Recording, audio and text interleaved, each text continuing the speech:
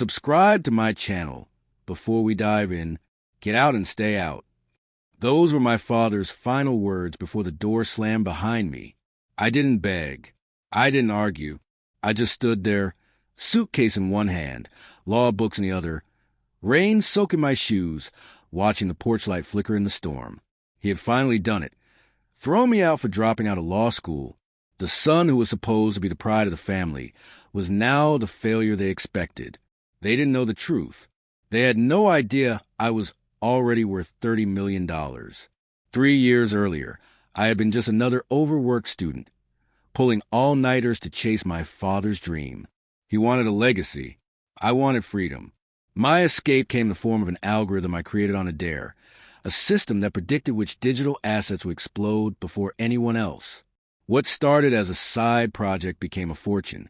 By 24, I'd sold the code for more than most lawyers make in a lifetime. But I never told them, not because I didn't want to, but because I wanted to see who they were when I had nothing to give. Now I knew. The next morning, I woke to ocean air and silence. My new home, a 12,000 square foot glass and stone masterpiece perched above the Malibu cliffs. Didn't feel like revenge yet. It felt like distance. I told myself I'd move on, let them live their judgmental, shallow lives while I lived mine. Then came the message from my sister. Dad's business is falling apart. Investors are pulling out. You should call him. He's asking about you. Not apologizing. Not regretting. Just calculating. Same as always. I smiled. Finally, the game had begun. Growing up, my father ran his real estate empire like a kingdom. Every deal was a battle. Every person a pawn. He used to say, control the narrative and you control the outcome. I had learned that lesson well. When I examined his company's quarterly reports, publicly available, of course, I noticed something, massive debt hidden behind inflated valuations. He was desperate for capital, and desperate men make mistakes. I decided to become one of them. I created a shell company under an alias, BlackRock Holdings, LLC. Sleek website, offshore ties, just enough mystery to look powerful, just enough legitimacy to appear safe. Through a third-party broker, I approached his firm with interest in a joint venture. They bit instantly. For 3 weeks, I played the part of an anonymous investor from Singapore. I held calls with his board, his CFO, even with him, hearing his confident, measured voice, unaware he was speaking to his own son, was surreal. He pitched his vision like he used to at the dinner table. But this time, behind that practiced smile, he was begging. When I signed the preliminary agreement, he was ecstatic. He told my sister, "We're saved. Someone believes in me again." He didn't realize that the belief he cherished most had been the one thing I had already stripped away. The deal closed on a Friday morning. By evening, my lawyers executed the next phase, a leveraged buyout through defaulted shares. I acquired controlling interest in his company under my alias. Monday morning, I called an emergency board meeting. He walked in wearing his best suit, oblivious that the floor had already collapsed beneath him.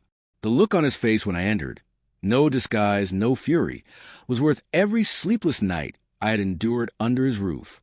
"Hello, Dad," I said quietly. He froze. "What is this?" I slid the documents across the table. "You're out. Effective immediately." His voice cracked. "You don't understand. This company is my life." I leaned forward, "And you threw me out for choosing mine." Silence. The same silence I remembered that night in the rain.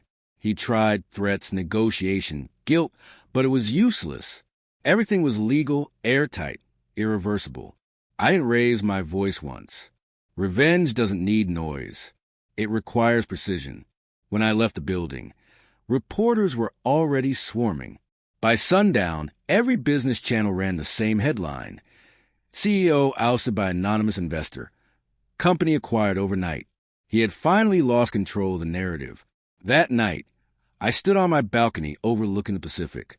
The ocean shimmered beneath the moonlight, vast, indifferent. I thought I'd feel triumph. Instead, I felt clarity. People like my father never understand love that isn't transactional. They only understand power. So I gave him its mirror image, helplessness. 3 weeks after being thrown out, I had taken everything he built and turned it into a reminder. Never underestimate the quiet ones. He taught me the rules. I just learned to play them better.